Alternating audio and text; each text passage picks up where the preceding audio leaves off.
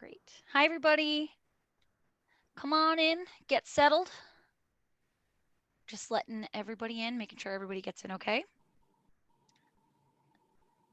And we'll be getting started in just a couple of seconds. Awesome. Here we go. Welcome back, everybody, to week 6. Oh my God, week 6 of Facts Based World Building with your fabulous host, Moya. For those who don't know me, maybe don't remember me from last time, my name is Rue. I'm on the experiences team here at Atlas Obscura, and I'm your moderator for this particular course. I'm really just here to support you if you need any help with technical issues or if you encounter any issues during your session today. I know we've all been here before, or most of us have been here before, and most of us are Zoom masters at this point. I am just going to go over a little bit of housekeeping just as soon as everybody's in, and then we will get right down to the session. It's always worth reiterating, at least I think so. Atlas Obscura's mission here today, as we're gathering together, we aim to inspire curiosity and wonder in the world around us. A little hard to do that when we can't get in person. So as we navigate this virtual space together, I'm so glad you're all here, and I really hope you enjoy it and feel that connection that we're really, really trying to inspire.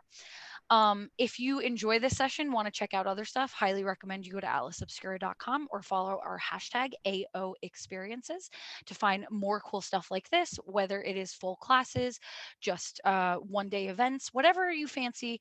I'm sure we have something for you. As we go through tonight's session, just a reminder of a little bit of Zoom housekeeping.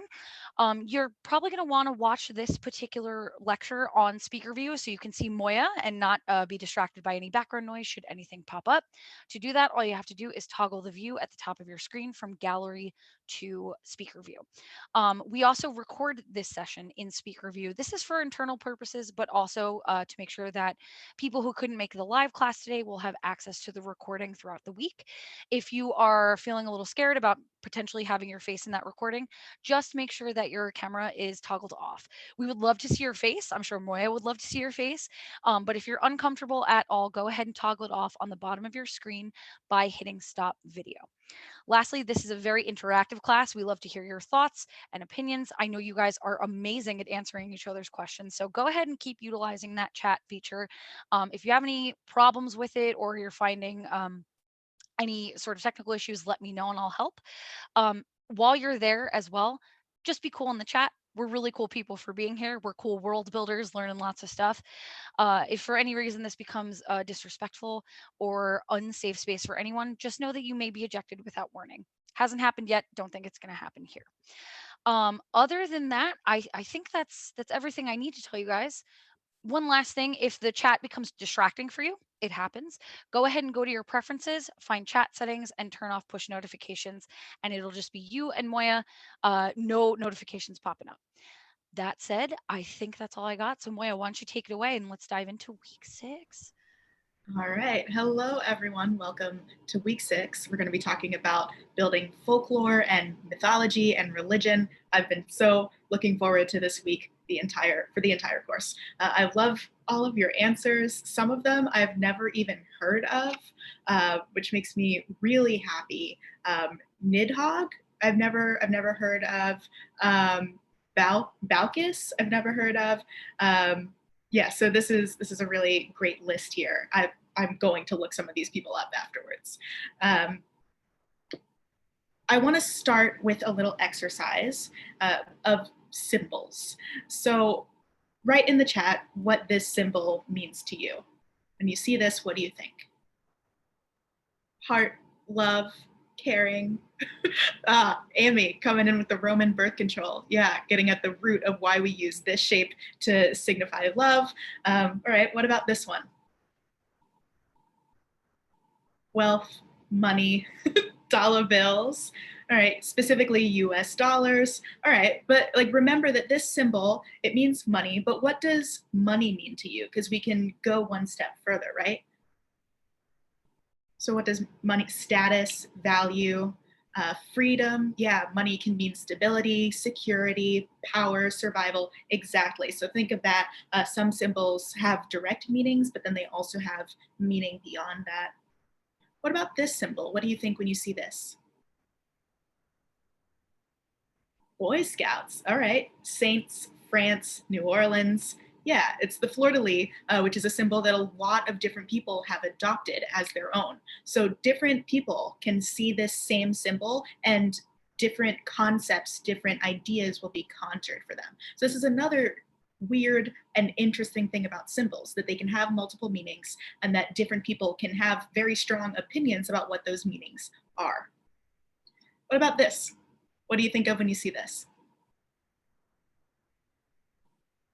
The Illuminati, chalice, yeah, alchemy, uterus. I see some of you have either read or seen the Da Vinci Code. Good for that. Yeah, birth, human rights. Okay. Balance, math. Love this. Yeah, so this is such an abstract symbol that so many different meanings can be associated with it. And I tried to get more abstract as I went along this line because it shows the advancement of the human ability to represent different concepts with symbols. And this ability is crucial to developing religion. If you can't understand symbolic representation, if you can't communicate with different symbols, then it makes it much harder to grow and spread the abstract concepts and ideas of religion. Even words and letters, these are technically just abstract symbols that we've all agreed upon the meaning for them. So like the shape of an A doesn't mean anything unless we all agree on what it means. So just keep that in mind. That's something we're gonna come back to when we talk about how religion actually formed. Before we get into it, I'm gonna start with some definitions. These aren't like strict definitions. These are just so that you understand how I'm using different words. First, we're going to start with folklore, which is stories. It's the stories that people tell about themselves. And it can be tracked on this graph, this 2x2 graph that goes on the y-axis from factual to fabulous. So factual, it's just facts. It's not imaginative at all the way up to fabulous, which I absolutely love. This 2x2, by the way, is not my idea. It was made by a folklorist named William Bascombe in the 1800s. It was when people were really into folklore. So I just love that he came up with the word fabulous for this. And then on the other axis, it goes from secular to sacred. And sacred can mean religious, but sacred can also mean just very important to your identity, whether that's your religious identity or your political identity. And I have an example for that I'll show in a second. Right. So folklore, yeah, fabulous is like fable-like. Exactly. Thanks, Michael. Folklore can include myths. A myth is a traditional story that explains some of life's biggest questions. This is what mythology and religion are supposed to do. Tell you what happens when you die. How was the universe created? How were you created? Why are we here? And the important thing about myths is that they are deeply embedded in the shared cultural memory and identity that you have. Religion is a system of belief built around myths. So you can have one religion. Let's think about the Greek pagan religion, right, with the Greek gods. That religion is made up of people believing in the different stories that are a part of that mythos. So you have the story of Aphrodite forming from the sea foam, and you have the story of Athena. Someone mentioned that Athena was their favorite mythical figure. Athena sprouting from Zeus's forehead. So those are stories, and religion is built around that. So one myth that is sacred to people and very fabulous is Ragnarok. Folklore can also be folk tales or fairy tales. They're stories that have supernatural elements, so they're up on the fabulous axis, but they are about smaller issues, so they're not sacred, they're more secular. They deal with everyday things, like The Tortoise and the Hare, which is definitely fabulous, but isn't telling you the answers to the biggest questions of life.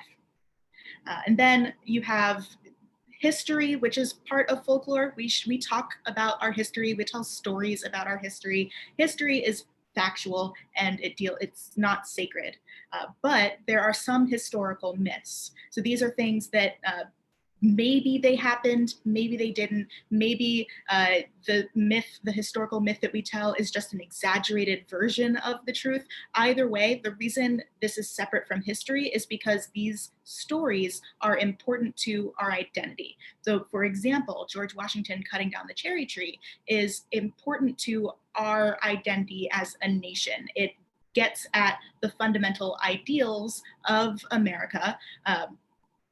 Maybe you believe this, maybe you don't, but it gets at the fundamental ideals of, honesty, hard work, independence, things like that.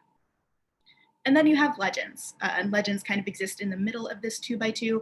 They're stories that are loosely based on history, so they definitely get into that quadrant of the chart, but they don't have any real evidence. So King Arthur is legendary because we think maybe there was a person who King Arthur is based on, but more likely there were multiple people who King Arthur was based on. So there's a kernel of truth, but it got exaggerated, it got kind of carried away.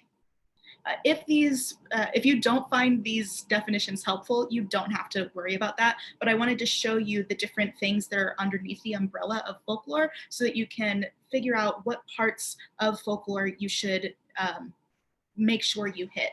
Because to have a folklore that feels real, you have to fill in this 2x2 of your own knowledge, of your own making. Great. A good question to start with when we're talking about folklore and religion: is it inevitable? Does it have to happen? And I'm going to tell you right off the bat, no, it's not inevitable. It doesn't have to happen, but it's probably likely, especially when you, an intelligent human coming from a culture that has folklore and has religion, because you are building the world and because you are telling the story that is set in this world, you'll probably come up with some type of folklore that's to be expected. Your audience or you'll probably want to deal with intelligent beings in your story. Otherwise, it might not be as interesting. But with intelligence comes two things. Look, with intelligence comes a lot of things, but relevant to this is curiosity and language. If you're intelligent, you're going to look at the world, you're going to ask questions, and you're going to find ways to communicate the answers to those questions. Also, you're going to communicate a bunch of other stuff, but that's the relevant piece. If you have those two things, if you're curious about the world and you can communicate with each other, then you're going to explain the world around you. You're going to come up with explanations for why there are eclipses. You're going to come up with explanations for why thunder happens and why it follows lightning. And so those explanations of the natural world are folklore. Before you have science, you have folklore and you have myths, and those are our ways of trying to understand the world around us. So organized religion, the way we have it, isn't inevitable, probably, but it's also probably common. And we're going to talk about the different types of religions you can have. Religion doesn't have to necessarily mean belief in a god, it just has to be belief in something. Religion is especially likely in social species like us, like chimps, like a bunch of other species that we see here on Earth, and like many of the species that you will probably imagine in your worlds. And for social species, religion can help maintain social order by providing rewards and punishments that promote altruism. Altruism is important because it gets people to act not only in their own interest, but for the interest of the group. And that's difficult, right? Like when you think about the evolution of a species, the first thing that you have to do, not necessarily have to, but if you're a social species and you advance, you work your way up the food chain by being smarter and solving problems and collaborating, then the first thing you need to do is get over the hurdle of me versus them. Right? You have to recognize that you can't just serve your own purposes. It's better for you if you go along with what the group needs. Let's talk about how folklore gets formed in the first place. Well, myths, the stories that are included in a myth, often start as explanations for natural phenomena. So people see the sun rising and setting every day, and they come up with explanations for that, or they personify it. Myths also are often personifications, like gods will personify the sun, or they'll personify the sea, or something like that. This origin of myths, that it happens to explain natural phenomena. That's why you get gods in polytheistic religions that have control over specific aspects of life. So they're created to explain this specific event, so they have power or dominion over that specific thing. Like Thor being the god of thunder because he was imagined to explain thunder. This is also why you see gods that are in control of similar things. So you'll see across cultures, across time, you'll see gods of love in most cultures. You'll see gods of fire and wisdom and healing because these are things that everyone experiences and sees and witnesses. So everyone, no matter where you are, is going to come up with an explanation for them. Legends and folk tales, remember, those are less sacred and kind of range in factual to fabulous.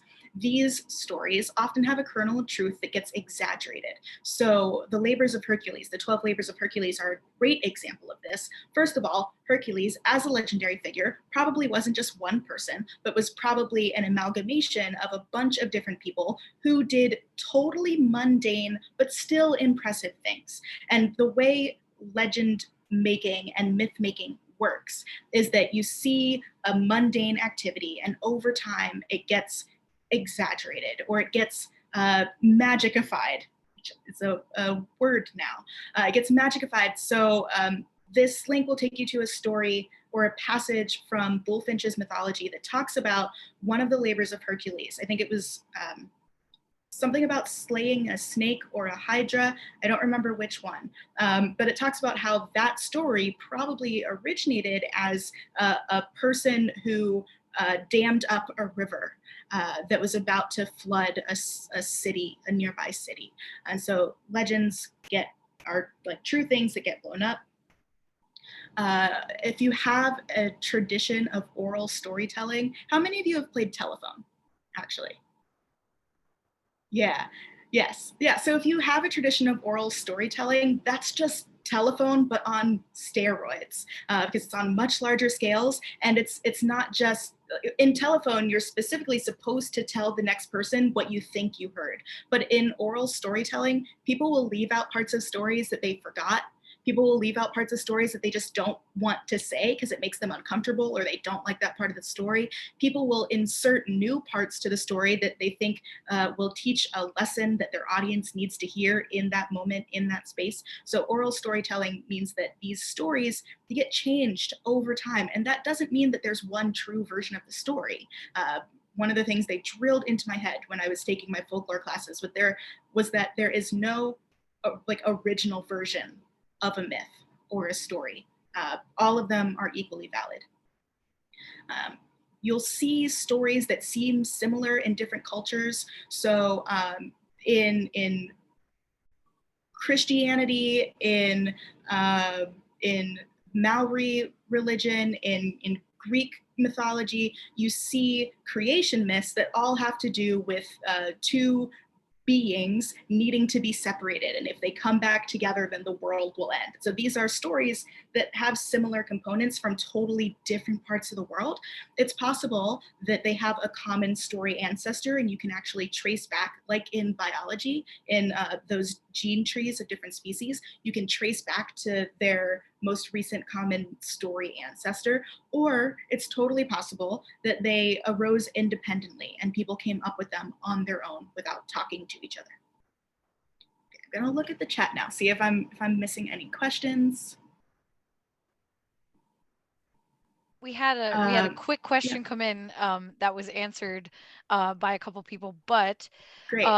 Stephen actually asked everyone, is Jesus Christ a legend? And I think based on what you presented, would Jesus Christ be considered a legend? Yeah, I think so. Jesus was a real person. We know that at this point. Scholars have figured that out. But the deeds that he did, I'm not going to tell you what you should believe. You can believe that he actually performed miracles. You can believe that he didn't. It's up to you. But scholars have found that he was a real person who did great things that probably weren't magical, and that would make him a legendary figure based on those definitions. All right, so let's talk about how religion spread around the world. That link, the spread link, takes you to a really cool video that shows how the 5 major religions, so Christianity, Judaism, Buddhism, Islam, and there's a 5th one. It shows you how they spread around the world over the last 3,000 years, and it's actually really cool to watch. But let's look at a timeline of religion here on Earth. So let's start 50,000 years ago. This is around the time that we start seeing evidence of religious practices in the fossil record. Archaeologists have found evidence of people being buried, but in ritualistic ways. So around this time, humans developed the ability with their brains, because our brains were evolving, they developed the ability to comprehend abstract concepts and communicate those concepts with symbols. And this opened the door for early pagan religions. I'm talking about the religions that worship nature as a whole and individual parts of nature, like trees, things in nature having their own spirits, everything being tied together as one. So those early pagan religions are made possible because we developed the ability to communicate symbolically.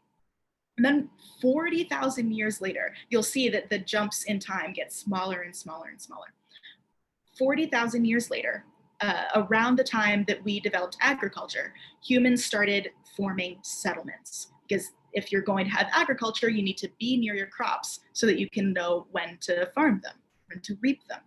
And so you see these settlements grow in size, the population booms, and social structures become more complex because there are more people, there are more relationships. And once you get above a certain number, there's this threshold. Once you get above that, it's really hard for one person to know everyone. When one person can know everyone, it's easy to establish norms and to get people to do those altruistic things that are so important for the survival of the group. But once the group gets too big, one person can't control it anymore. So what happened was that people came up with religions. Maybe they didn't do it consciously as a control mechanism. They probably didn't. But religion starts to form and spread, and people can use that to create moral imperatives or to kind of pressure people into doing what they think is right. And there's this question, or there used to be this question of what came first, civilization or moral gods? And by moral gods, I mean gods who care about how humans behave beyond just what those humans can do for the gods. And so because the social structures became more complex, that opened the door. It necessitated moral gods who care how people act. Does that make sense? If you have questions, ask them in the chat and we'll get to it. Then 3,000 years ago, Hinduism, that was the 5th one.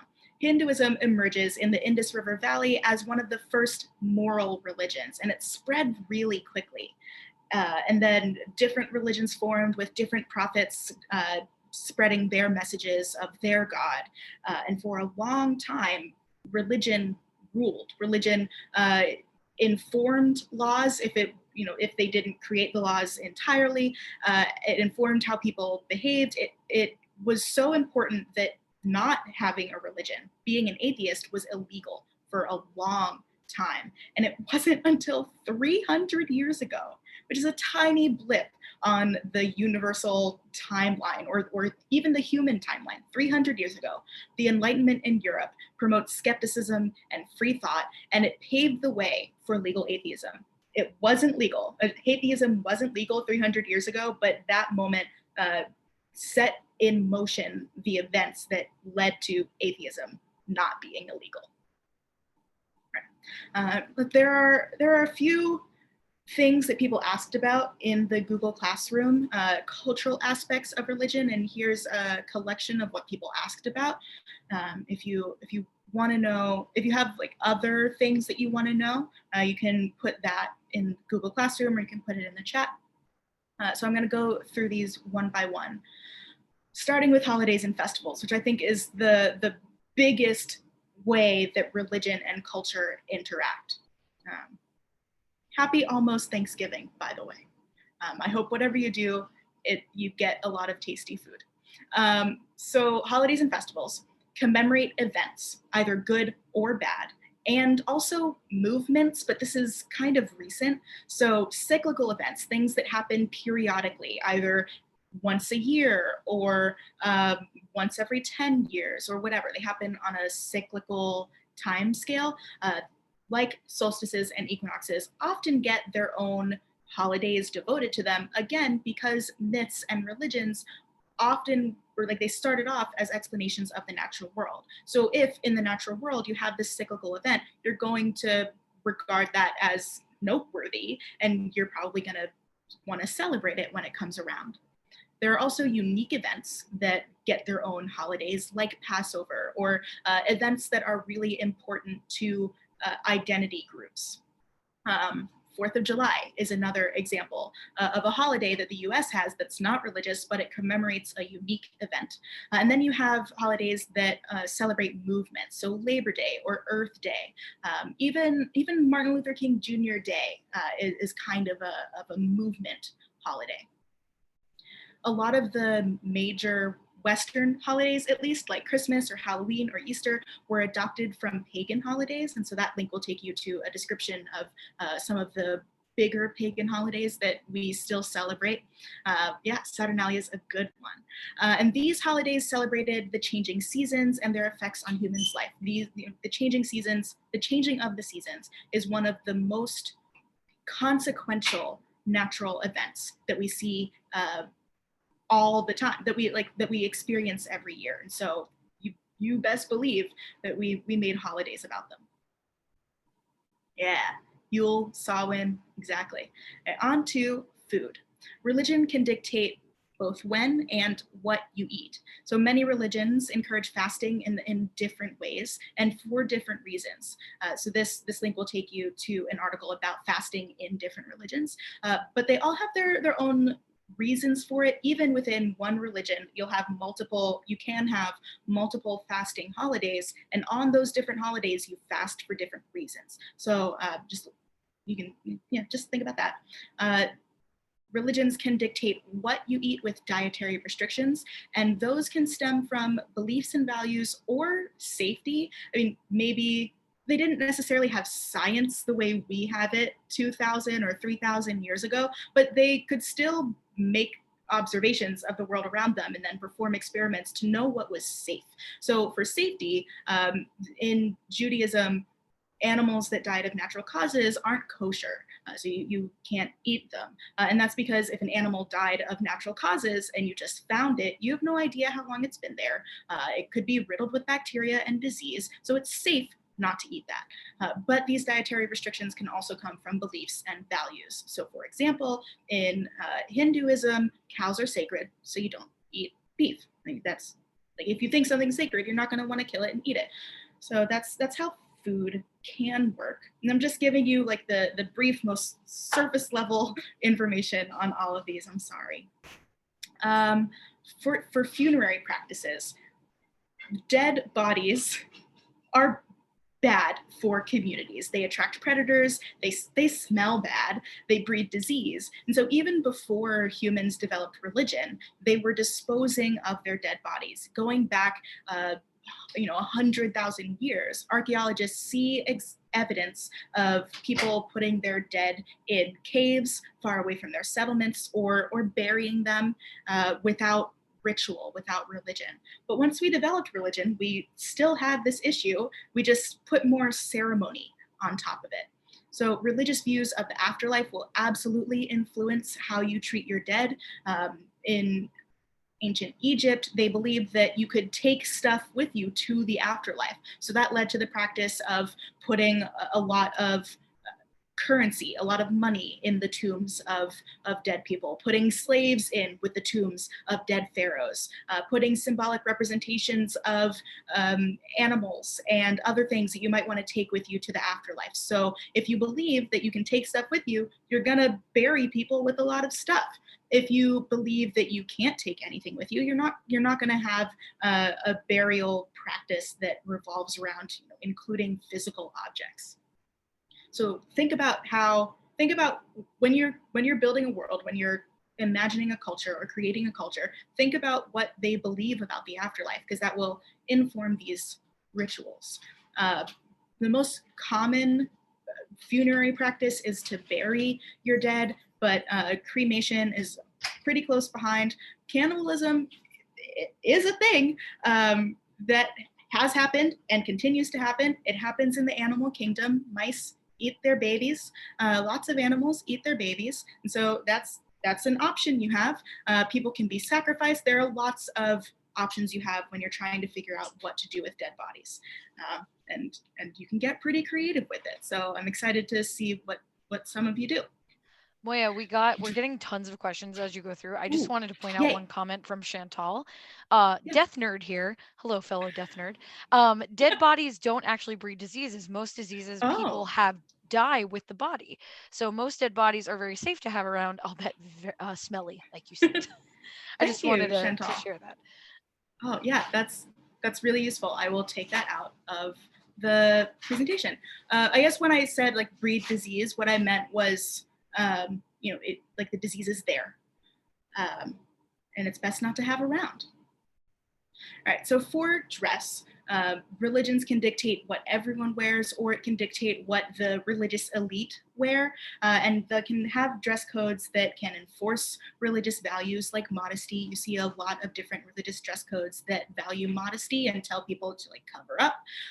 Religious dress codes can also signal position in a society. So if you see someone with a clerical collar, that black collar with the little white square, you know that person is a priest, right? And so there are lots of other examples of religious dress as a way to signify to others what your role is. But religious dress codes can also just create a shared identity that's visible. It's really useful to be able to identify quickly who's in my group and who's out of my group, and dress codes can absolutely do that. And then here is an article that gives you examples of why different religious groups dress the way they do. On to laws.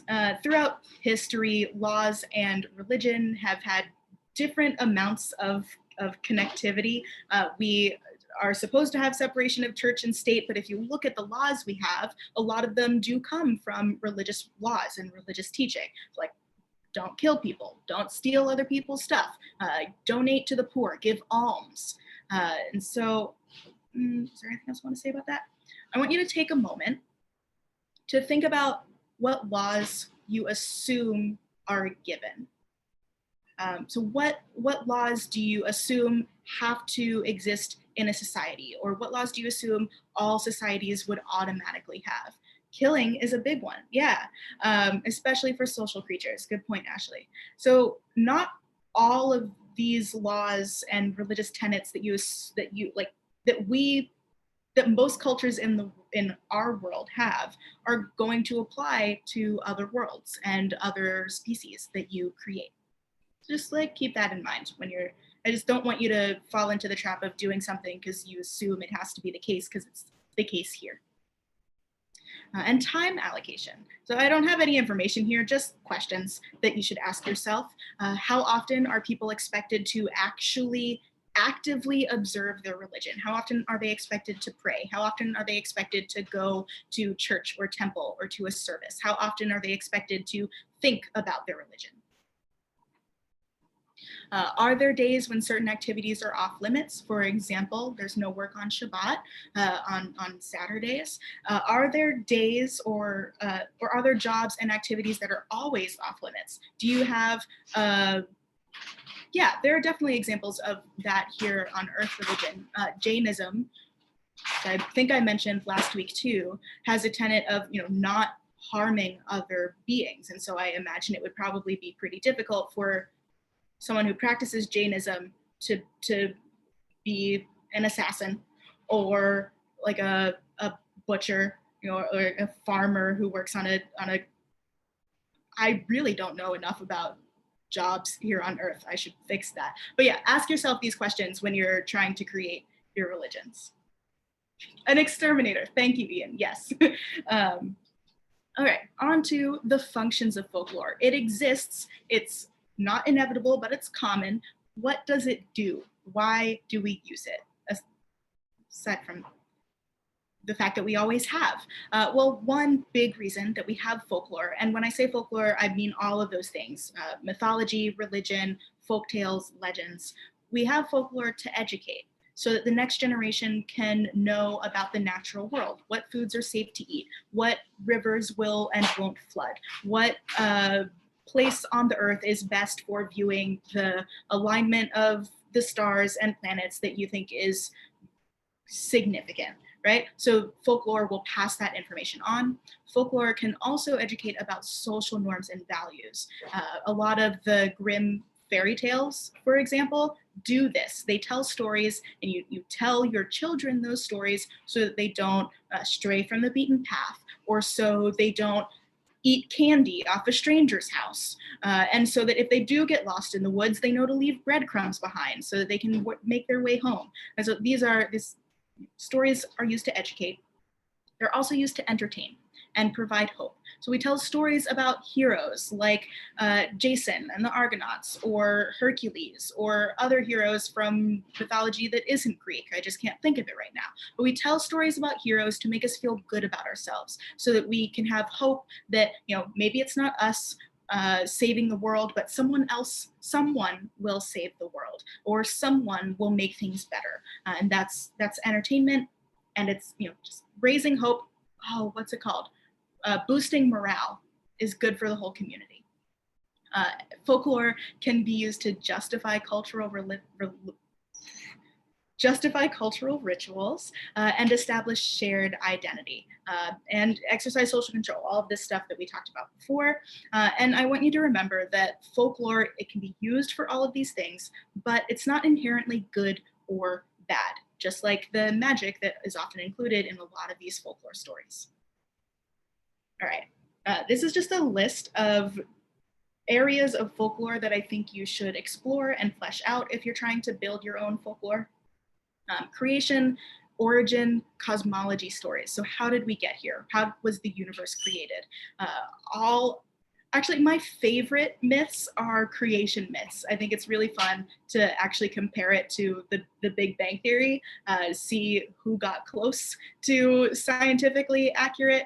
But yeah, so imagine creation stories, different people on our world. We have 3 dominant species. They would each probably have their own creation story, especially because they live in such different parts of the world. The dodecapuses only experience the ocean. The vultures can experience flying. They can live in the air. The cats are always on the ground, sometimes in the jungle. They probably don't swim in the lake much. But yeah, so where you spend all of your time will determine, like what part of the universe are you most interested in the creation of. Think about doomsday myths. This is the other side of the same coin. If you come up with a story of how the universe was created, then you also have to think about how the universe will one day be destroyed, unless it's baked into the religion that you're creating that the universe will never be destroyed and it's always going to be around. Then you're definitely not going to come up with an apocalypse myth. What are the responsibilities of the gods or God? What are they in charge of? What do they have dominion over? Who are your legendary figures? This will determine the archetypes of people that people value, that people admire and respect. Think of the legendary figures that we have here in the US, like Paul Bunyan or Johnny Appleseed. They do embody a lot of the values that as Americans we try to espouse. I think I used that word right. Think about the children's folktales that would exist on your world. What stories and lessons are people told from a young age? Because they'll carry those lessons and those stories with them. That will shape how they behave. Because when you're a kid, you're still young enough to be scared by stories of big bad wolves. And so you'll listen to what those stories have to say. And then think about the afterlife. What do people think happens to them after they die? All right. Think about folk art. We've talked a lot about folklore, but folk art is equally important. So folk art is the physical expression of cultural identity, if folklore is the verbal expression or the written expression of a shared identity. religion and arts and crafts, they go hand in hand. A lot of religious ritual practices involve making things or using something that someone else has made. So if you're going to have a religion, you're going to make artifacts that or relics that go along with that religion. The items that you make will depend on the values and the needs of the people. So you can make ritual food. I'm not sure if that counts as folk art, but let's be expansive here and include food. You can make ritual food, but if you have a species that doesn't eat food the way we do, then that's not going to be included in their religious practices. So think back to the biology and the cultural values that we already talked about, that you should have established. I hate the word should, that you hopefully would have established by this point in your world building process, and base the religious activities and folk art on those. When you are building a religion from scratch, the first thing you should decide is, what do your people believe in? And I said earlier that a religion doesn't necessarily have to mean belief in gods. Religion can mean belief in science. I'm going to bring up Raised by Wolves again, because that's a good example of, there's a religious sect and then there's an atheist sect. But without giving too much away, the character who is trying to raise children as atheists talks about belief in the self and belief in facts and science. And that's a belief. That's a type of religion. It's just not a God religion. It's not a fabulous religion. If you decide you want to have gods, then, oh no, I don't know what happened there.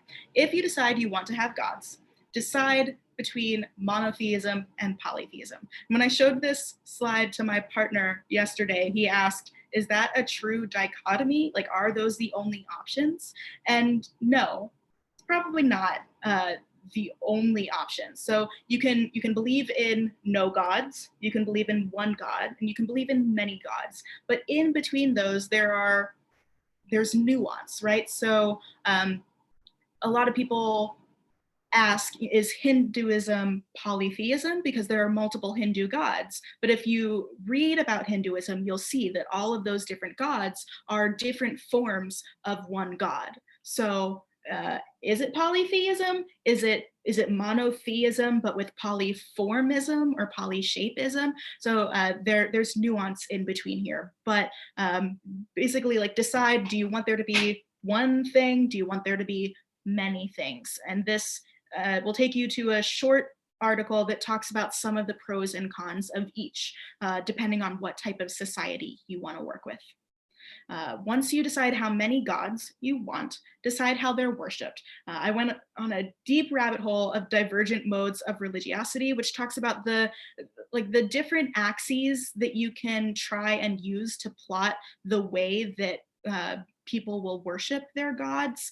Talked about how frequent is your worship? Like, do you have to worship every day? Muslims have to pray multiple times a day. So do you have to do that? And then one of the other axes was arousal, which was like, how painful is it, essentially?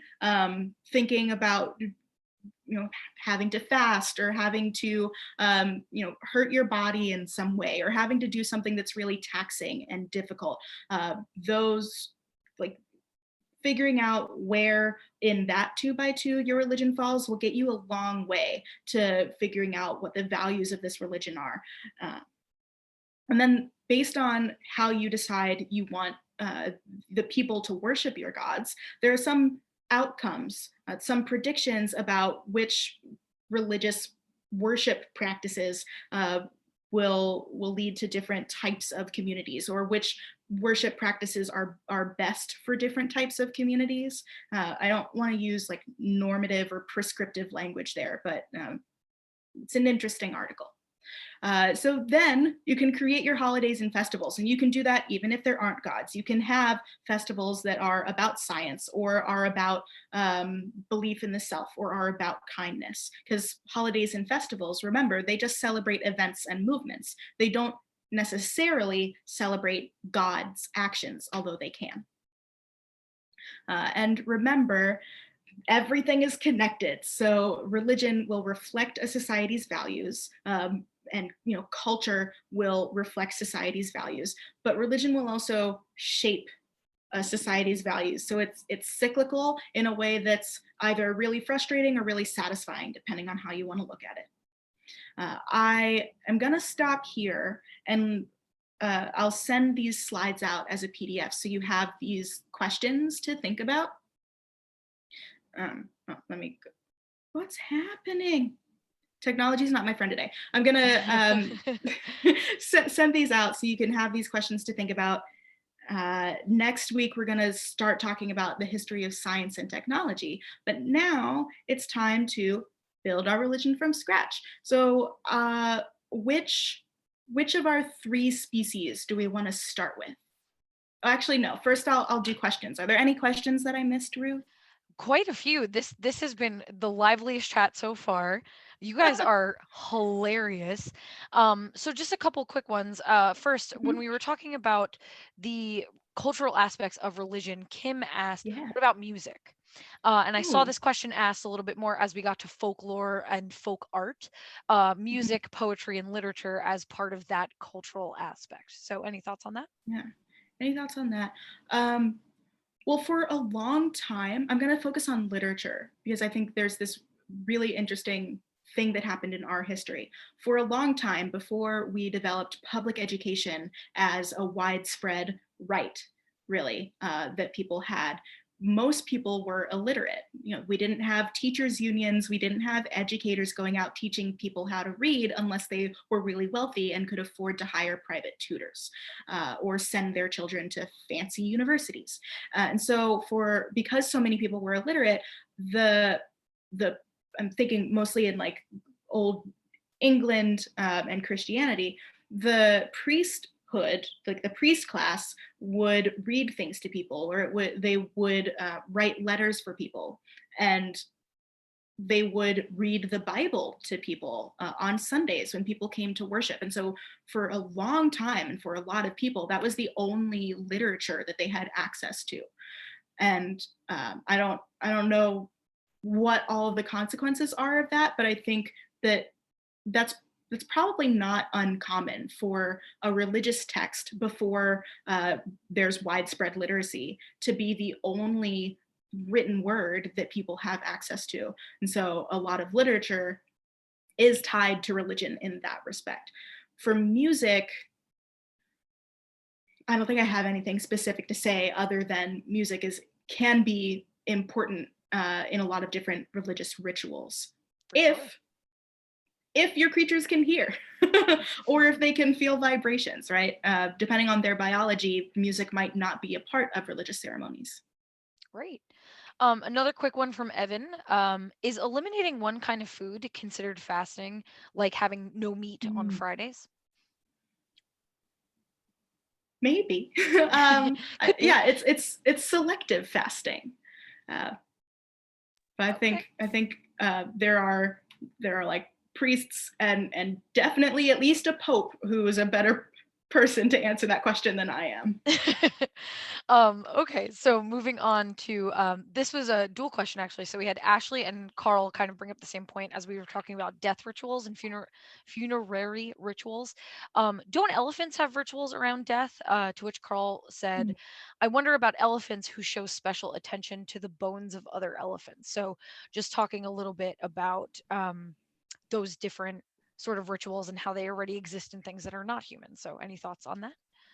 Oh, I think you said it. Oh, okay. Thanks for answering that question, Carl. No, I think that yeah, we are not the only animals on Earth who treat our dead with care. And if you want to draw inspiration from different funerary practices, but you don't necessarily want to touch on different human cultures, look at what animals do, because some of them do really interesting things. A great point. And last question that came up, this one comes from Harry, who asked, this whole class has kind of been focused on sci-fi and technology comparable to Earth. Can you give some tips on creating a believable-ish magic system? Yes. I think that that should be its own lecture. So I like can't get too into it, but I guess my biggest piece of advice is to figure out the rules of your magic system, because magic, if you are like writing a fantasy world where there is magic, it follows rules just like physics does.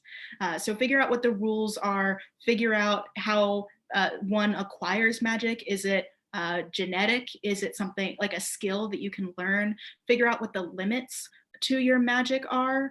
Can you conjure literally anything? Does it come with a price? Does it take, fit like energy to do your magic? So those are the top things, but I can also include a little bit of that next week in the science and technology lecture, because I think that those are like parallels to each other.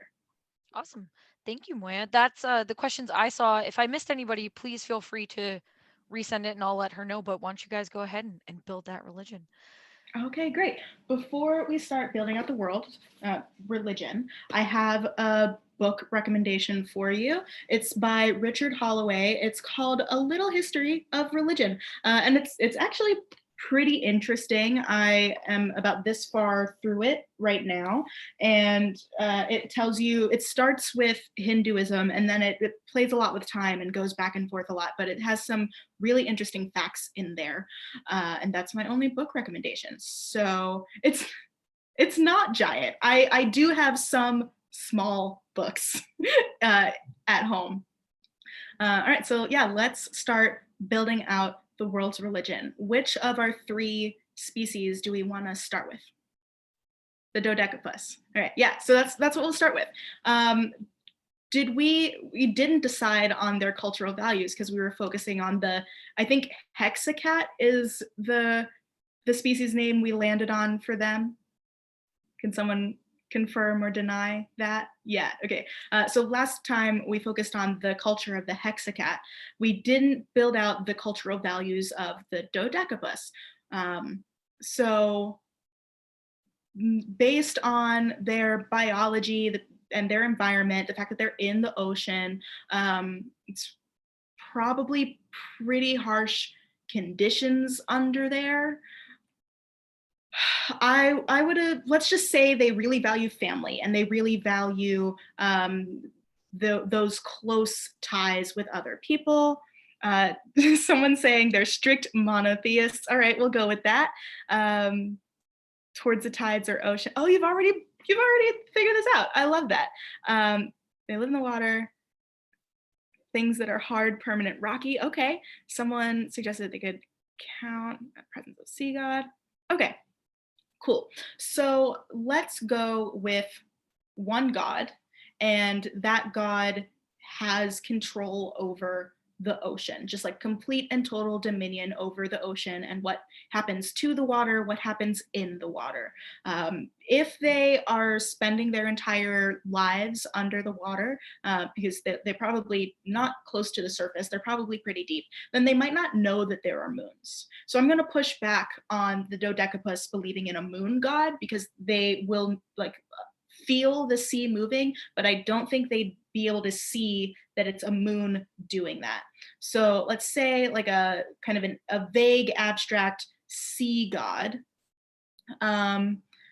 For how are they worshipped? How is the sea god worshipped? Well, what does the sea need to happen? What can the sea reward? What types of actions? I think that they'll probably care a lot about food availability.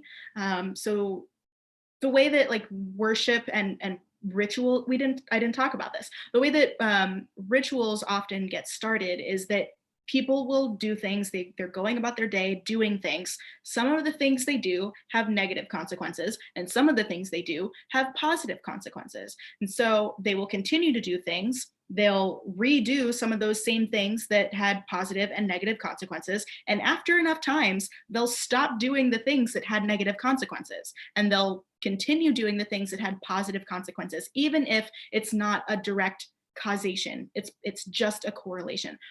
For example, when it comes to eclipse myths, there are a lot of different cultures who believe that eclipses are caused by a creature eating the sun and making it go away. So there are a lot of cultures who will go out and make loud noises to scare away that creature. That is an action that happened because they started doing it.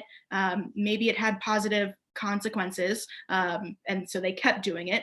If it doesn't work, then they can say that it's just because they didn't do the ritual correctly. And this is another thing that I will say. A lot of magical rituals, not necessarily religious, but like magical rituals where people are trying to have some sort of control over their environment, are often really complex, because if then the ritual doesn't work, you can always blame it on not doing the ritual correctly because it was so complex. Um, yeah. So going back to some of their rituals for the Dodecapus, I'm really into like coral preservation. So let's say that a lot of their rituals will be about preserving coral and preserving the health of the sea. Can you still see me? Okay, yeah, preserving the health of the sea. So, their worship, their rituals will be things like, making sure that the ecosystems around the corals are healthy. This can, beyond religion, lead to maybe keeping pets, those tiny little fish or those little anemones, those like beings that live around the corals.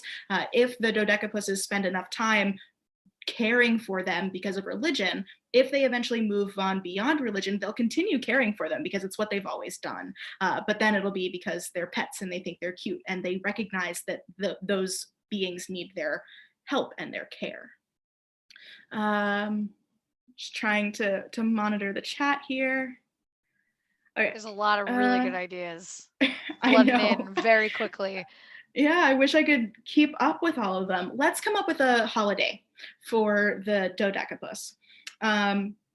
There are 4 moons around our world, and sometimes those moons might, yes, yeah, Carl, Carl John, you know what I'm going for. Sometimes those moons will align, and so that'll create a really big tide at that one on that day.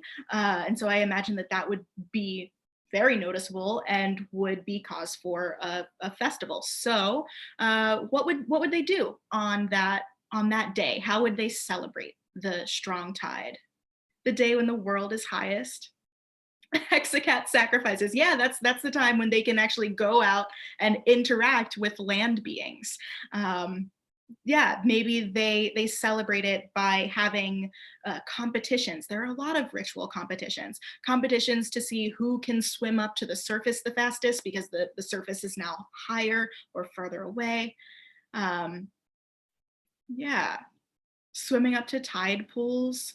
Okay, yeah, because the water will go out onto the land, and before it comes back, you'll be able to interact with all of the little creatures that are amphibious and like halfway between the ocean and the land. And so maybe they would go and collect some of those creatures and bring them back either as delicacies to eat or as sacrifices to appease the sea god, because this will be a treat for the sea god too, right? The sea god doesn't often get to access those things on the land. Don asks, would they have to be concerned with water pressure issues? Yeah, that's a good point. But that also lends itself well to being a religious ceremony, because if you can, like, religion often asks you to do things that are difficult for you, as a way to prove your faith or your loyalty. And so, yeah, they definitely would have to deal with the pressure issues, but maybe they just do it anyway. And whoever can go get closest to the top is the strongest and has been touched by the sea god.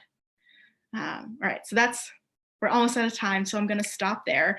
But I hope this discussion continues on Google Classroom. I'll put in a few prompts on the Google Classroom so you can add in your ideas about the different religions.